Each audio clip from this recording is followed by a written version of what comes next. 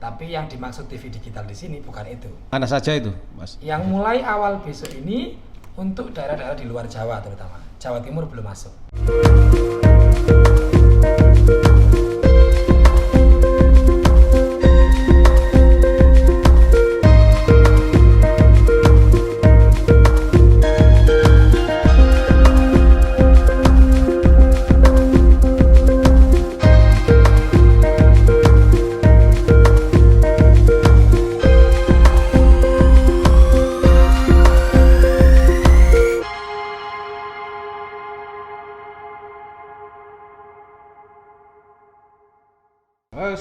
Sobat Berita Jatim, kita kembali bertemu lagi di acara talk show Berita Jatim TV.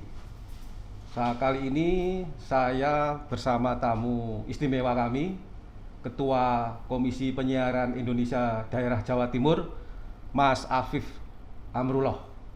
Selamat sore, Mas Afif. Selamat sore, Mas Teddy. Saya lepas dulu ya ini, biar enak, Mas. Iya. Kita nyantai aja, Mas, untuk Anggo.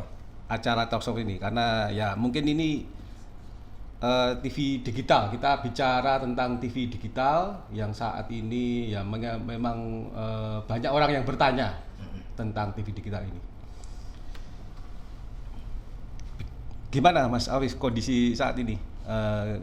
Kondisi Mas Afif sehat, Mas Afif? Alhamdulillah seger waras, Mas Teddy. Ini penting supaya imunnya kuat ya. Kuat. Tetap menjaga kesehatan, Mas ya. Betul. Agar kita tetap karena COVID, jadi tetap harus memakai masker, menjaga jarak maupun kita harus membatasi mobilitas kita. Langsung aja ya, Afif ya. Mas Teddy. Kalau Mas Teddy minta siap dok ya.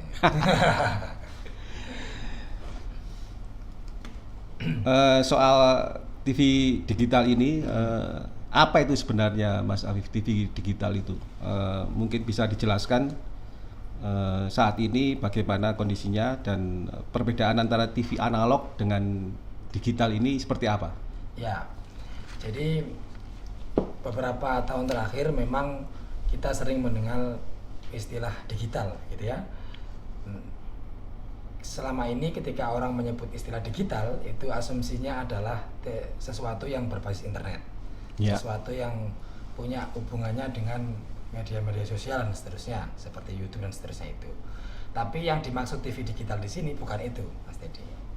Jadi TV digital itu berbeda dengan TV streaming, juga berbeda dengan TV yang bersiaran melalui YouTube. Gitu ya. TV digital itu, yang dimaksud TV digital itu adalah sebuah perubahan teknologi yang dilakukan untuk memindah saluran. Ibarat paling gampang itu begini. Radio itu kan ada AM ada FM.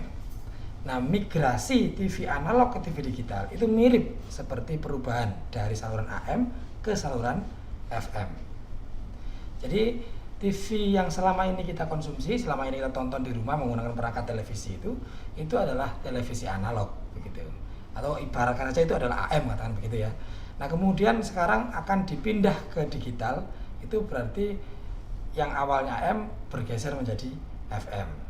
Ibaratnya seperti itu, sehingga yang dimaksud dengan TV digital di sini adalah TV terestrial yang nanti pemancar luasannya itu menggunakan teknologi saluran digital, tetapi bukan menggunakan internet. Itu gimana, Mas Afif? Kan selama ini kan TV analog kan pakai antena, tetap pakai antena apa enggak itu? Nah, nantinya tetap pakai antena. Oh gitu. Jadi selama ini kalau kita mengakses TV analog yang sekarang sedang kita kayak tabung gitu, Mas ya, baik tabung maupun LED, ketika mau nonton TV kan harus pakai antena ya. Dari antena langsung dicolokkan ke TV-nya. Itu akan terlihat. Nah, kalau yang namanya TV digital itu ada dua cara mengaksesnya. Yang pertama, tetap pakai TV yang lama, baik tabung maupun LED, tetap juga pakai antena, tapi tidak bisa langsung dicolokkan. Membutuhkan satu perangkat yang kita sebut dengan set top box atau STB. STB, set top top box gitu ya, atau semacam decoder. Bentuknya ya kayak gini lah, mirip-mirip lah. Ya segini ini. Nanti dari antena itu dicolokin dulu ke set-top box, nanti baru dari set-top box dicolokin ke TV. Jadi fungsi dari alat set-top box itu adalah mengkonversi sinyal yang ditangkap melalui antena berupa digital itu masuk ke TV yang masih analog. Gitu. Jadi dia konverter gitu fungsinya. Itu cara pertama. Lalu cara yang kedua untuk mengakses TV digital itu adalah menggunakan TV-TV baru yang di dalamnya. Lah terus kalau TV baru, kalau TV lama nanti masyarakat gimana, Mas? Ya, tadi apakah itu mau dibuang atau gimana? Oh, pakai itu ya. Set-top box itu. Set-top box ya. Iya, kalau TV mau pakai TV lama jangan dibuang. Cukup belikan set-top box dan harganya juga insya Allah terjangkau sekitar 100. Belinya di mana itu, Mas Afif? Pertama di online sudah banyak. Sudah banyak ya di ya, online marketplace itu sudah ada ya. Tinggal di searching set-top box TV digital sudah muncul. Harganya juga terjangkau atau variasi gimana? Sekitar 200-300 ribu. Saya pikir lebih murah lah dari pulsa atau HP yang kita pakai ya. Atau di toko-toko elektronik kalau di Surabaya ya mungkin di Genteng situ. Genteng itu ada sudah ya. ada yang jualan. Jadi cara pertama menggunakan TV lama itu dengan tambahan perangkat set-top box. Cara yang kedua adalah menggunakan TV baru. Jadi beli TV baru yang di dalamnya sudah tertanam teknologi TV digital. Artinya mungkin para sobat Berita Jatim yang hari ini misalnya ada rencana mau beli TV baru, pastikan tanya dulu ke toko elektroniknya, sudah ada digitalnya apa belum? Oh gitu ya, harus tanya dulu ya iya, ke salesnya ya. Betul, karena nanti pas beli TV analog, TV lama, ternyata sekitar beberapa bulan harus lagi dicoba lagi, nggak bisa dipakai, ya. harus beli lagi set-top box. Nah kalau misalnya beli sekarang sudah ada dijual di pasaran TV yang di dalamnya sudah tertanam teknologi TV digital, gitu Mas. Terus dasar hukumnya sebenarnya bagaimana, Mas Afif? Ya. Di TV digital ini pemerintah menunjukkan bahwa nanti harus semuanya pindah. Itu ya. Seperti apa? Dasar hukumnya apa? Ya, jadi kalau bicara dasar hukum, memang sistem penyiaran nasional kita di Indonesia itu acuan utamanya adalah Undang-Undang Nomor 32 Tahun 2002 tentang penyiaran. Ini undang-undang lama sekali, 2002 ya, berarti kira-kira 19 tahun yang lalu, yang sampai sekarang belum direvisi. Lalu pada tahun 2010, 2012 itu pemerintah sebenarnya sudah berusaha untuk melakukan migrasi dari analog. 11 tahun yang lalu, Mas? Iya, sudah dimulai. Bahkan sudah terpilih siapa yang akan menjadi penyelenggara MUX atau penyelenggara siaran digital itu. Tapi kemudian karena dianggap dasar hukumnya kurang kuat, digugatlah oleh kawan-kawan TV yang lain, terutama yang tidak kebagian MUX tadi itu, sehingga oleh pengadilan dimenangkan gugatan itu, sehingga batallah hasil lelang para pemegang MUX yang awal tadi itu, sehingga ya terhenti proses migrasi TV analog ke TV digital itu. Seandainya tidak ada itu, sebenarnya sejak 2015 itu sudah dimulai itu sebenarnya, tapi karena terhenti karena landasan tadi sehingga tidak bisa dilanjutkan.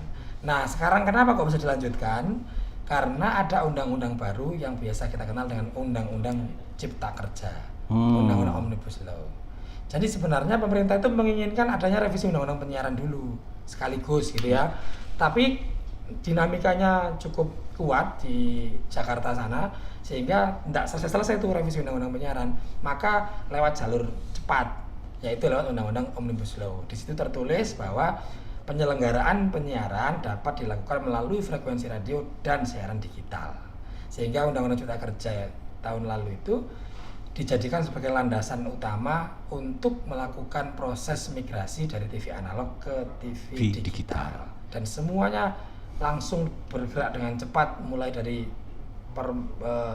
peraturan pemerintah itu sudah jadi, peraturan Menteri Kominfo juga sudah jadi, sehingga dalam waktu dekat ini akan segera dimulai yang namanya analog switch off atau penghentian siaran Kapan TV itu? analog. Batas akhirnya itu sebenarnya tertuang dalam Undang-Undang Cipta Kerja itu 2 tahun setelah Undang-Undang Cipta Kerja berlaku, yaitu 2 November 2022. Harus sudah mulai. Harus selesai semua. Berarti 1 tahun lagi, Mas. Kira-kira setahun setengah lagi. Itu batas akhir, tapi pemerintah dalam hal ini adalah Kementerian Kominfo bersama KPI Pusat sudah menyusun tahapan-tahapan proses ASO itu. Tidak langsung sekali. ASO itu analog switch off. Oh, analog switch off. Penghentian TV analog.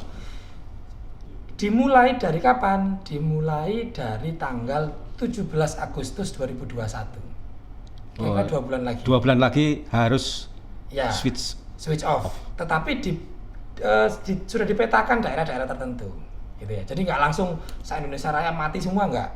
Mana saja itu, Mas? Yang mulai awal besok ini untuk daerah-daerah di luar Jawa terutama. Jawa Timur belum masuk. Jadi yang saya baca kemarin itu untuk 17 Agustus 2021 yang sudah harus analog switch off atau penghentian siaran TV analog di Kepulauan Riau, Batam, kemudian di Aceh, Riau juga, dan daerah-daerah terutama yang daerah ini perbatasan dengan Malaysia ya. Karena di sana tuh begini katanya, TV Malaysia itu sudah digital semua. Ya, yang TV Singapura juga sudah digital semua. Masyarakat juga sudah sebagian besar memiliki set-top box dan memiliki TV digital.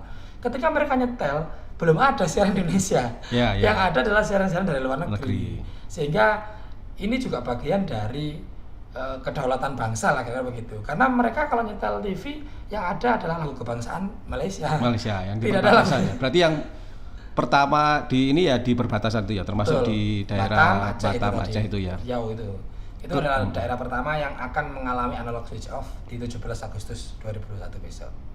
Keuntungannya untuk switch off ini ya dari analog ini sebenarnya apa? Apakah karena regulasi tadi atau karena mungkin teknologinya yang ya kita melihat, ya saya sendiri melihat di rumah itu ya memang bagus. Itu gimana? Kalau keuntungan dari pertama dari sisi teknologi, seperti yang kita tahu bahwa teknologi itu kan selalu berkembang ya. Handphone itu kan dulu SMS, terus berkembang ke MMS, jadi berkembang lagi ke WA dan seterusnya. Nah, sama juga dalam teknologi penyiaran itu berkembang terus. Dulu ndak ada ceritanya orang Surabaya bisa mendengar radio yang ada di misalnya di Jawa Tengah gitu ya. Tapi sekarang kan sudah bahkan lintas provinsi, lintas dunia bahkan, lintas negara bahkan karena ada streaming itu. Nah, jadi pertama itu teknologi itu memang sudah mengharuskan adanya proses migrasi dari analog ke digital. Lalu yang kedua, adanya penghematan dari penggunaan frekuensi. Jadi siaran TV analog yang sekarang bisa kita nikmati di rumah itu kan tidak ujuk-ujuk bisa kita terima kalau tidak ada perantara yang kita sebut dengan frekuensi radio itu kan. Nah, penggunaan frekuensi radio untuk televisi UHF itu secara teknologis sangat boros. Ya. Di Surabaya ini misalnya ada 21 channel. Maka 21 channel ini membutuhkan 21 kanal istilahnya. Sekian lebar bandwidth-nya sekian gitu ya. Nah, dengan TV analog dengan TV digital itu nanti yang asalnya membutuhkan 21 kanal akan diringkes cukup 6 saja. Gitu. Jadi kita masih punya sisa frekuensi kosong nantinya itu sekitar 15 kanal kosong. Karena satu kanal frekuensi digital itu bisa dipakai untuk 8 sampai 12 channel. Kalau yang analog kan hanya satu ya. Betul. Itu main di berapa giga apa? Itu ya. Istilahnya bandwidth ya. Bandwidth ya gitu ya. Istilahnya pita frekuensi. Pita frekuensi. Itu lebar gitu penggunaannya ya. Nah, kalau digital tuh satu kanal bisa untuk sampai 12 channel. Jadi kalau sekarang kan begini. Misalkan TV lokal A, dia memproduksi konten sekaligus punya tower, dia pancarin sendiri.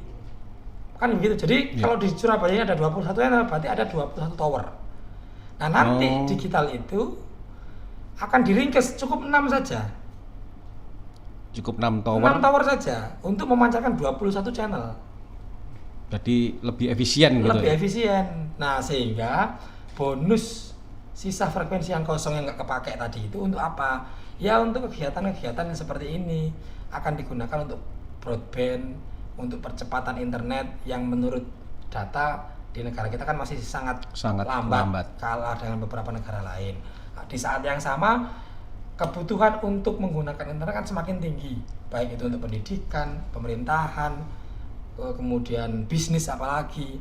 Nah, itu salah satu keuntungan yang nanti akan didapatkan oleh masyarakat ketika ada teknologi TV digital. Keuntungan berikutnya juga karena ada banyak slot kosong nanti di frekuensi itu, sehingga masyarakat yang misalnya pengen bikin televisi baru, itu memungkinkan untuk dibuka. Bisa langsung. Bisa. Kalau ya ada prosedurnya ya. Tapi sekarang kan kalau sekarang ini ada orang mau mengajukan TV baru udah nggak bisa.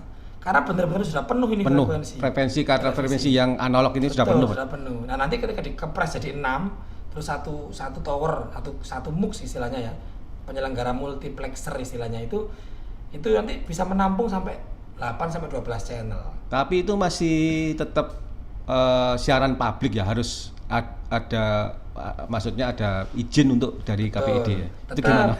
Betul. Karena ini sifatnya sekali lagi bukan private ya. Kalau internet kan HP ini kan private ya. Ini kan tergantung kuasa saya gitu ya.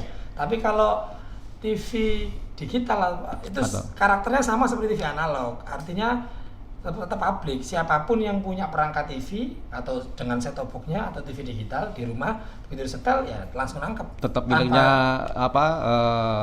channel atau itu tetap miliknya pemerintah Pak ya? Betul, artinya tetap dikelola oleh pemerintah dengan maksud siapapun yang ingin bersiaran melalui saluran TV digital, maka harus ada prosedurnya. Baik itu dari sisi isi siaran maupun teknis dan administrasi. Ya mulai ada pembentukan PT sendiri, kemudian nanti program siarannya apa dan seterusnya, itu tetap akan ada seperti itu. Sebentar Mas Afif, kita ada ini Gluko Prime, minuman serbuk rasa stroberi segar. Nah ini Sobat Berita Jatim mungkin bisa mendapatkan Gluko Prime ini, silakan. Ini mantap ini. Lagi Mas Afif, ini ada dari netizen soal bagaimana penerimaan kalau di desa, apakah sudah bisa? Kalau maksudnya ini desa mungkin di gunung gitu ya. Di gunung kalau Surabaya mungkin sudah oke ya. Kalau di bagian daerah terpencil bagaimana, Mas? Kalau di Jawa Timur kan sudah banyak ya, ini ada di Bawean itu kan ya terpencil. Gimana? Ya, jadi Jawa Timur ini nanti siaran digital itu akan dibagi menjadi 10 wilayah layanan. 10 ya? Ya, 10. Dibagi Jatim 1, Jatim 2 dan seterusnya. Jatim 1 itu meliputi Surabaya dan sekitarnya, termasuk Bangkalan, Gresik, Lamongan, Jombang, Mojokerto, Pasuruan, Sidoarjo. Itu masuk wilayah Jatim 1. Klaster 1 yang paling penonton. Yang paling banyak penontonnya. Surabaya Greater kayak gitu ya. Itu nanti harus, ini wilayah Jatim 1. Ya. Nah, tadi kan saya nyebut bahwa ada 6 penyelenggara MUX atau multiplexer yang memancarkan itu kan cuma 6, enggak. Tidak semua TV lokal itu mancar sendiri-sendiri, enggak, tapi diatur oleh 6. 6 ini sudah dilakukan proses lelang di Kementerian Kominfo dan ditunjuklah 6 ini. Ya, satu diantaranya TVRI dan lain-lain. Artinya TV-TV lokal itu harus nyewa ke sini untuk biaya bersiaran. Nah, 6 inilah yang bertanggung jawab untuk menyiapkan infrastruktur. Di Surabaya 1, 6. Di Surabaya 2, 6. Di Surabaya 3, 6. Itu dibagi-bagi. Misalnya wilayah 2 itu misalnya Malang dan sekitarnya. Malang Raya tambah Probolinggo. Kemudian nanti agak ke timur itu wilayah Jember, Lumajang dan Bondowoso. Jadi 6 institusi inilah nanti yang bertanggung jawab untuk menyiapkan infrastruktur tower siaran digitalnya itu. Nah, alhamdulillah sekarang ini sebenarnya sudah mulai proses simulcast istilahnya. Jadi siaran bersamaan antara analog dan digital. Jadi misalnya saya sebut ya, misalkan persiapan gitu Mas. Iya, sekarang ini persiapan. Kayak TVRI itu sudah bisa ditangkap baik itu TV analog maupun TV digital karena siarannya double. terus kemudian TV swasta yang lain, terutama yang berjaringan secara nasional, itu sekarang juga sudah siaran bareng. Nah memang ini belum rata, tapi targetnya sampai 2 November 2022 nanti 10 wilayah layanan ini akan terlayani oleh 6 penyelenggara multiplexer itu, sehingga diharapkan ya sampai desa-desa juga terpenuhi, tertangkap itu sinyalnya gitu. Oke Mas Afif, ya kayaknya kita selesai saja dulu dari sini. Mungkin nanti kita akan bicara lebih lengkap lagi. Siap. Dan terima kasih atas penjelasannya soal TV digital ini. Semoga lancar dan sukses amin, untuk amin. Di Jawa Timur